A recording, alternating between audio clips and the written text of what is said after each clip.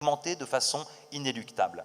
C'est-à-dire que ce problème de la précarité énergétique aujourd'hui, il sera plus grave dans 1 an, beaucoup plus grave dans 3 ans et explosif dans 5 ans. Je suis sûr qu'une réunion pour la prochaine mandature, il y a des collectifs de mal logés, demain nous aurons des collectifs de mal chauffés du fait de la précarité énergétique. Alors on accueillera tout le monde, il y aura des gens d'autres collectifs, mais ce problème est à prendre à bras-le-corps.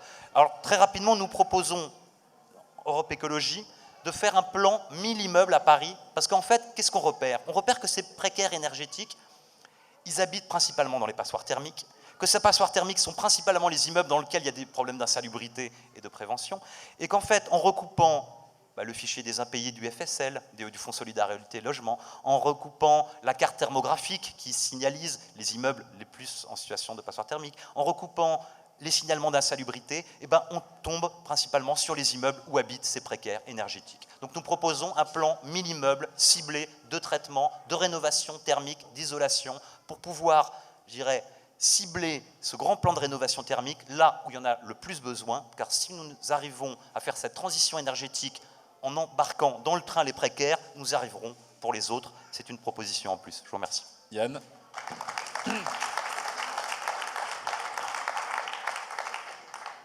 Oui, trois choses, et sans avoir l'ambition de répondre à toutes les questions qui ont été posées, parce que c'est évidemment impossible. La première, en réponse à ce que disaient nos amis du DAL, et c'est d'ailleurs bien qu'ils se soient exprimés et qu'ils l'aient fait comme il l'a fait tout à l'heure. Moi, je rejoins évidemment tout ce qui a été dit.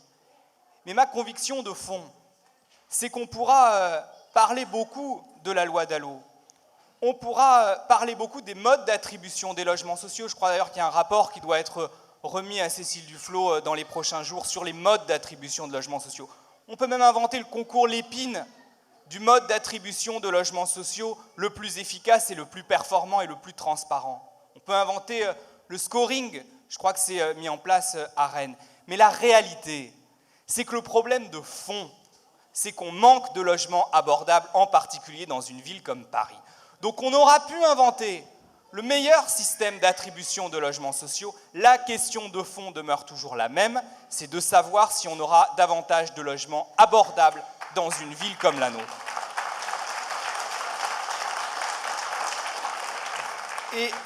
Et je reviens sur la démonstration faite sur Saint-Ouen. Ce que ça démontre, c'est quoi? C'est que quand je disais « je crois au rapport de force », ça ne veut pas dire qu'on ne discute pas avec les promoteurs. Mais ça veut dire que d'abord, on a le rapport de force. D'abord, on fixe la règle. D'abord, on dit « ça n'est pas possible qu'à Paris, par exemple, on ait des logements qui sortent à 13 000, 14 000 euros du mètre carré ». D'abord, on dit que ça n'est pas possible. Après, on discute. Au fond, les promoteurs, c'est un peu comme les poules. Il faut les taper pour pouvoir les attendrir. Et puis,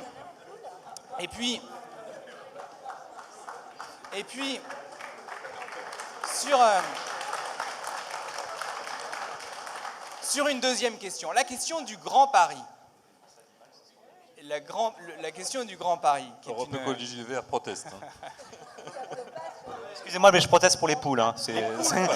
Non, excusez-moi. On m'a mal compris, je parlais des poulpes. Ah! Et alors, pour les poulpes aussi. Je poursuis. Sur la question du Grand Paris. Aujourd'hui, tout le monde dit qu'on ne résoudra pas la question du logement à Paris uniquement à l'échelle de Paris. Certes, tout le monde le dit, et à mon avis, tout le monde le répétera pendant la campagne des élections municipales à Paris comme au sein de la métropole. Cela dit, moi je ne me fais pas à l'idée de dire à l'ensemble de ceux qui viennent me voir dans ma permanence, de toute façon, ce n'est pas ici que vous serez logés. C'est-à-dire que Paris a un effort particulier à faire, notamment en matière de production de logements sociaux. Et très franchement, ce n'est pas d'abord à la Seine-Saint-Denis ou d'abord au Val-de-Marne de réaliser dans les années qui viennent l'effort de production de logements sociaux. Et donc la responsabilité, elle pèse d'abord sur les efforts de Paris.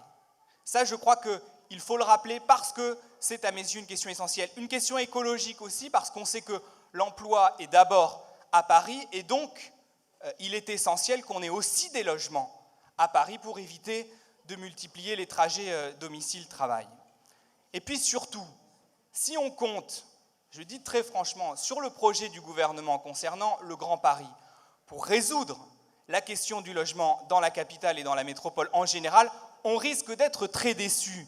Parce que quand on voit le calendrier prévu par le gouvernement, c'est fin 2015, on achève la carte des intercommunalités. Au 1er janvier 2016, on crée la métropole de Paris. Pendant ce temps-là, le Conseil régional d'Île-de-France élabore un schéma régional du logement. Admettons qu'il soit prêt courant 2016.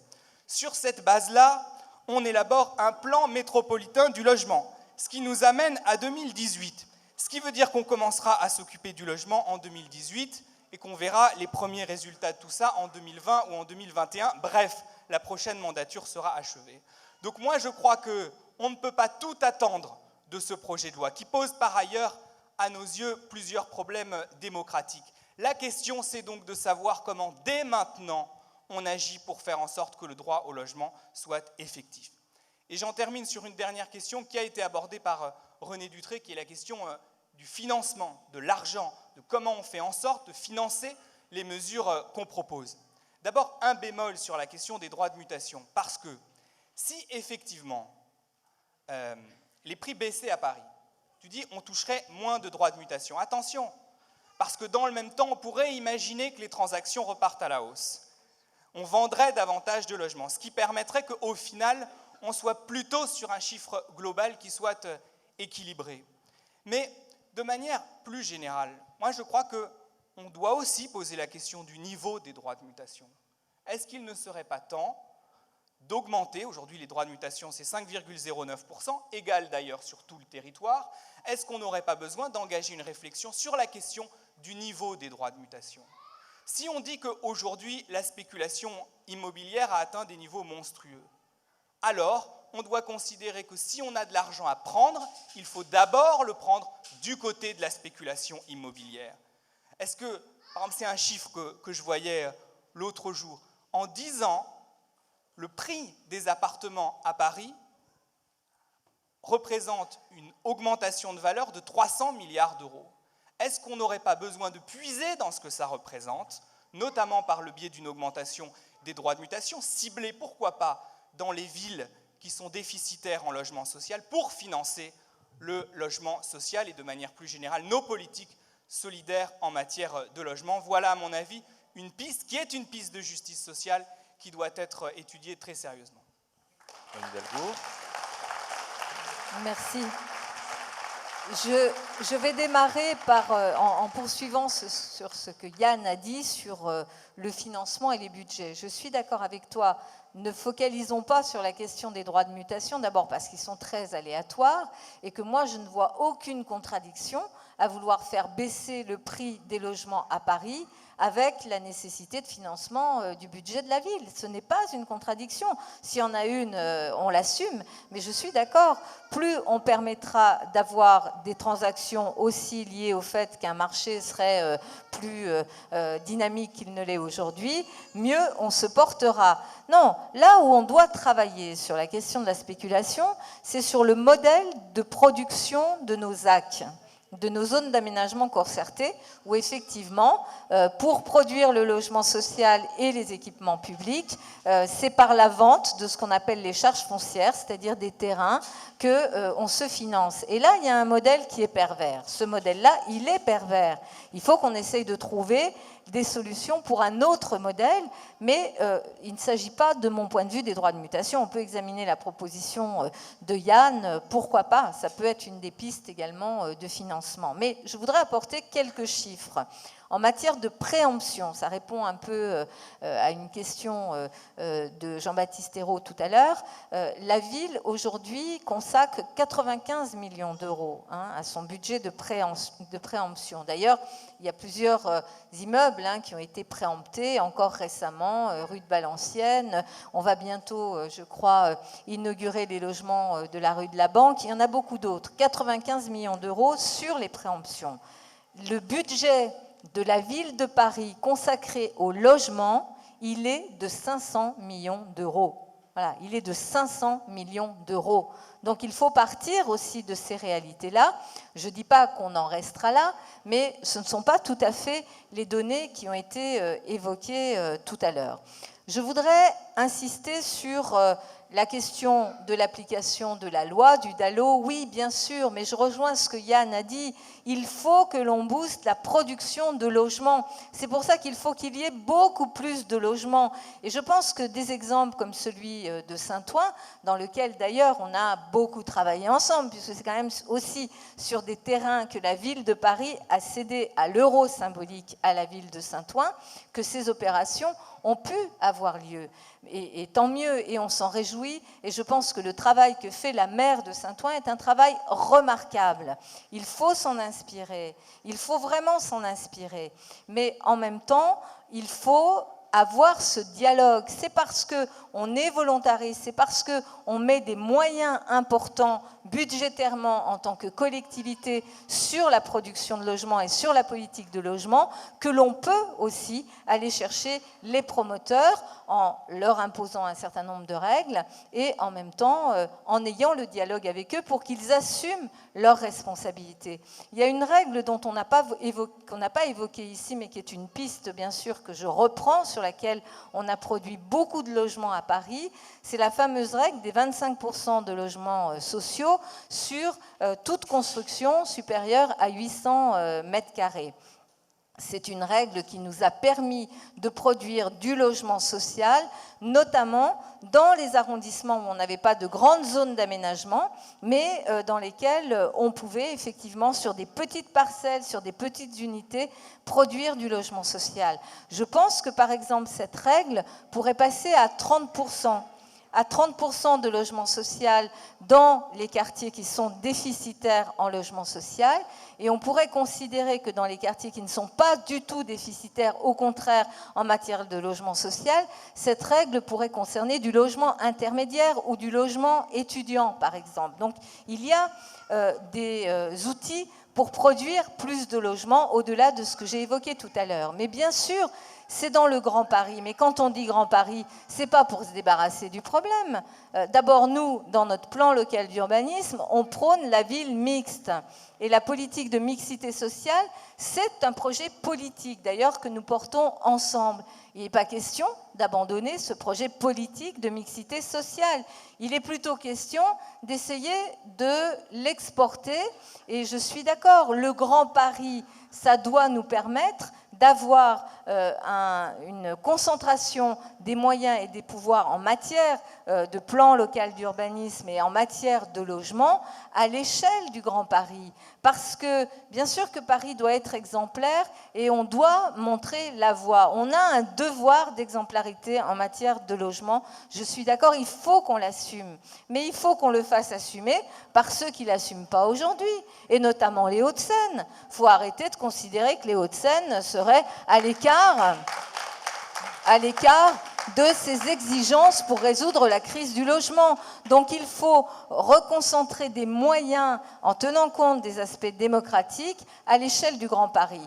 Je suis d'accord avec Yann quand il dit le projet de loi est sur une temporalité qui, si on attend, fait qu'on n'aura pas produit dans ce cadre-là. Eh bien, il faut prendre les devants. D'abord, il faut essayer au niveau de l'Assemblée nationale peut-être de faire accélérer ce calendrier. Et puis, il faut prendre les devants. Moi, j'ai commencé dans ma campagne à travailler avec les maires socialistes du Grand Paris pour justement avoir un tronc commun de propositions en matière de logement, de production de logement social, de travail avec le secteur privé sur la production de logements intermédiaires.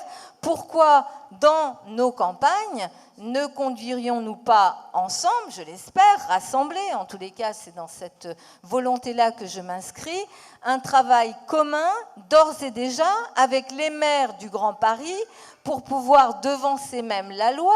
On n'a pas besoin d'attendre la loi si on est volontariste. Donc soyons-le, en tous les cas c'est une proposition que j'ai faite et sur laquelle je travaille déjà avec des maires socialistes et sur laquelle j'ai envie de travailler avec l'ensemble des maires de gauche du Grand Paris pour pouvoir effectivement aller beaucoup plus vite et beaucoup plus loin en matière de production de logements. Et puis je voudrais conclure, Non mais... Attendez. Oui. Sur les logements... Non mais d'accord, mais oui, monsieur, vous avez la possibilité ouais, d'intervenir dans sûr. le débat, mais faites pas une intervention maintenant, laissez je répondre. continue. Attendez, je Monsieur. continue. Non mais c'est...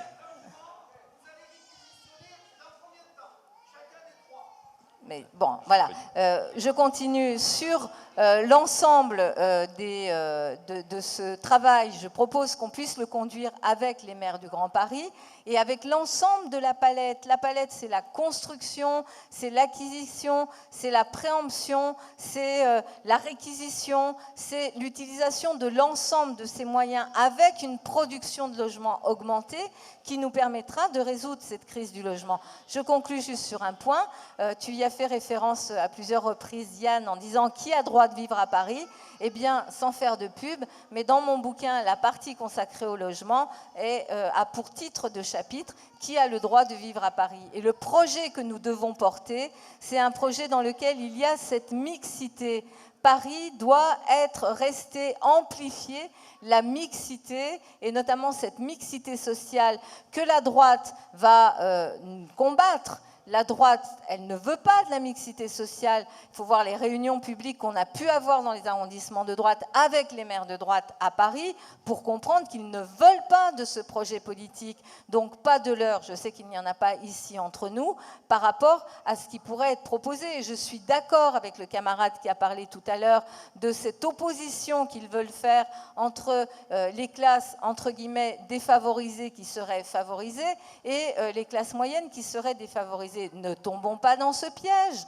On travaille pour l'ensemble des Parisiens et notamment tous ceux qui soit sont en situation précaire, soit par leur travail peuvent vivre de leur travail, veulent vivre et vivre à Paris, mais aujourd'hui sont écartés parce que le marché ne leur permet pas de se loger dans Paris. Donc je crois qu'il faut vraiment que l'on soit extrêmement volontariste ensemble sur cette question du logement, qui est un élément déterminant et clivant des politiques que nous porterons en mars prochain, je l'espère, une équipe de gauche rassemblée face à une équipe de droite pour laquelle le projet essentiel, c'est de faire en sorte que Paris soit une ville réservée à quelques-uns et qu'on exclue tous ceux que le marché ne peut pas aujourd'hui permettre de loger. C'est contre ce projet-là qu'il faut se battre. J'espère que cette interpellation sera faite aussi aux élus de droite dans les réunions publiques qu'ils tiendront durant cette campagne. Alors, je vais vous proposer 2-3 interventions et puis ensuite à René, à Yann et à Anne de conclure. Alors vous souhaitiez intervenir au premier rang ? D'accord. Oui. Oui, donc c'est très bref. Je m'appelle Frédéric Benahim, je suis co-secrétaire d'Europe Écologie Les Verts Paris. Je voudrais remercier le Parti communiste d'avoir organisé ce débat qui est très utile. Et c'est important aussi que tout le monde ait pris la parole et saluer aussi la participation des partenaires de gauche et la présence de leurs orateurs et de leurs oratrices. Et je voulais simplement poser une question qui était celle de l'habitat coopératif. Si on regarde les grandes villes d'Europe, on remarque qu'à Paris et en France, on a peu recours à cette solution qui permet de loger des personnes sans forcément se poser la question de savoir si on est obligatoirement propriétaire de son appartement. Il y a plein de façons nouvelles de partager le logement et d'ailleurs que les entreprises peuvent reprendre puisqu'elles aussi peuvent partager les bureaux. Bien, une personne ici. Alors, il y a plusieurs personnes qui souhaitent intervenir. Alors, je vous suggère d'être quand même assez je vais être très bref, concentré dans l'intervention. Oui. Alors, en ce qui concerne la gestion, je n'ai pas beaucoup entendu parler de la gestion, sauf que Yann Brossard en a parlé, il a raison. C'est-à-dire que lorsque l'Office HLM de la ville de Paris, qui était un organisme à caractère administratif et public, j'ai la prétention de vous dire que les loyers que nous calculions à l'époque, c'était à peu près sur la base de la loi de 48, et l'Office des HLM ne perdait absolument pas d'argent. Il en gagnait énormément. Or, la droite a transformé cet organisme en opaque. On a vu avec l'arrivée de Pérolle ce que ça a donné. Et les loyers ont explosé, y compris d'ailleurs les locaux commerciaux. Alors, ma question est pas à Yann Brossat, parce que je sais qu'on est d'accord là-dessus, mais ceci dit, c'est à Anne Hidalgo que je parle. Je demande à Anne Hidalgo si, d'abord, elle est pour la suppression de la loi Boutin, qui est une loi scandaleuse. Deuxièmement, dans les propositions que fait le gouvernement actuellement, j'ai 20 propositions, on me dit un assouplissement sur les normes. Alors, je suis technicien quand même, et quand on me dit assouplissement sur les normes, je suis un peu inquiet. Troisièmement, j'ai entendu dans la salle un monsieur qui veut absolument acheter son logement. Alors, je rappellerai les propos d'un professeur de droit à la fac d'Assas en 1963. Il disait ceci: la copropriété, c'est l'aventure. Et effectivement, 60% des syndics d'immeubles ont été mis en examen parce qu'il y avait fausse facture, surfacturation. Je rappelle que les normes du bâtiment, c'est 10 000 normes techniques. Chaque norme, c'est un DTU, document technique unifié. Je mets au défi un grand nombre de locataires de se retrouver dans les charges au niveau des travaux. Et je considère qu'il y a là un problème sur les travaux qu'il faut attaquer sérieusement. Je rappelle qu'avec simplement la série des prix d'architectes, les entreprises gagnaient beaucoup d'argent. Or, aujourd'hui... Vous m'aviez promis d'être bref. Hein. Oui, alors, je termine là-dessus. Oui, non, parce que ça, c'est le fond de l'affaire. Quand vous dites les PLS, je rappelle que le PLS, c'est quand même 1 000 € pour le 3 pièces par mois. C'est donc un loyer qui est déjà fort cher.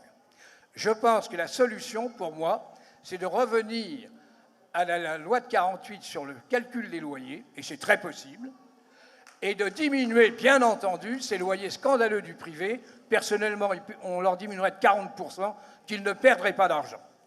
Merci. Il y a Marinette Bache, Socialisme et République, qui souhaitait intervenir. Oui, mais je vous ai vu.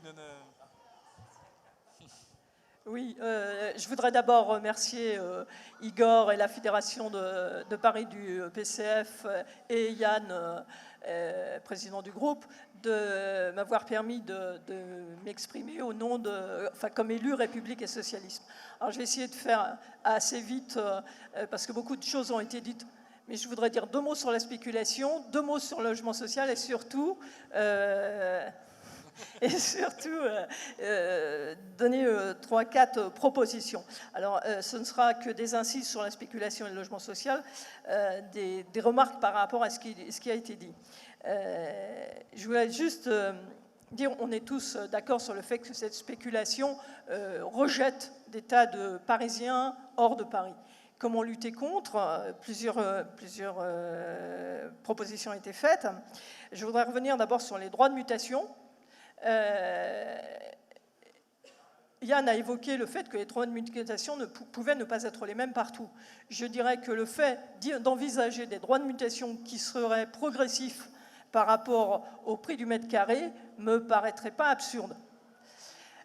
Voilà la première chose. La deuxième chose, au-delà de la charte donc, de Saint-Ouen, il me semble que penser au blocage des loyers est aussi une piste qui doit être creusée. Je rappelle d'ailleurs que c'était une proposition, un communiqué du maire de Paris il y a exactement 1 an. Donc on peut maintenant se tourner vers nos députés comme vers la ministre du Logement pour envisager une loi coercitive, si je puis dire, sur ce sujet. Troisième point, toujours pour lutter contre la spéculation et remobiliser les 50 000 logements vacants à Paris, on évoque une taxe. Je rappelle que la taxe, pour l'instant, il y a tellement d'exonérations qui sont prévues que la taxe n'est jamais ou très rarement payée. Donc il serait à mon avis très intéressant que si loi nouvelle il y a, les exonérations ne se fassent pas à l'appel. Deuxième axe très rapide, le logement social. Des chiffres, il y a 126 000 demandeurs de logement à Paris et il y en a 30 000 qui en fait sont extramuros. Donc cela est révélateur du fait que le problème du logement social, ce n'est pas que Paris, mais ça va bien au-delà de ça. Et sur l'Île-de-France, il y a 400 000 demandes de logement.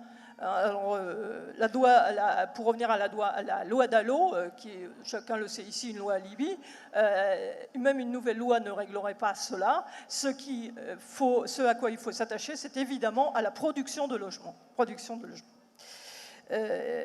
On l'a dit, et je le répète très rapidement, évidemment ça se construit dans le cadre métropolitain, mais en aucune façon cela ne doit nous exonérer de le penser à Paris. Et à Paris, priorité à la mixité sociale, ce qui veut dire, bien sûr, construire peut-être des logements PLS à Saint-Blaise dans le 20e, mais surtout construire ou conventionner des logements pour faire du vrai logement social dans le centre et dans l'ouest parisien. Alors, très rapidement, maintenant, quelles propositions concrètes au nom de République et Socialisme? Je vais essayer d'aller vite pour n'embêter personne. La première proposition, c'est que nous pensons qu'il faut créer prioritairement des logements familiaux afin de permettre aux Parisiens de rester à Paris s'ils veulent un deuxième ou un troisième enfant, car c'est là que se pose le problème. Il faut aussi, alors il y a un débat étrange qui se fait d'une manière continue sur les classes moyennes. Moi, je voudrais savoir ce que c'est que les classes moyennes, je ne sais toujours pas. Ce que je sais, c'est que le logement médian à Paris, il est de 2 700 € à peu près. Donc, je crois que ça donne une idée du problème quand l'accès pour un couple avec 2 enfants, je vais rappeler rapidement les plafonds. En PLAI, c'est d'ailleurs le plus bas, c'est 1 358 € de salaire par adulte. Le PLUS, l'intermédiaire, c'est 2 470 € et le PLS, c'est 3 211 €. Donc on voit bien que tout le monde est concerné.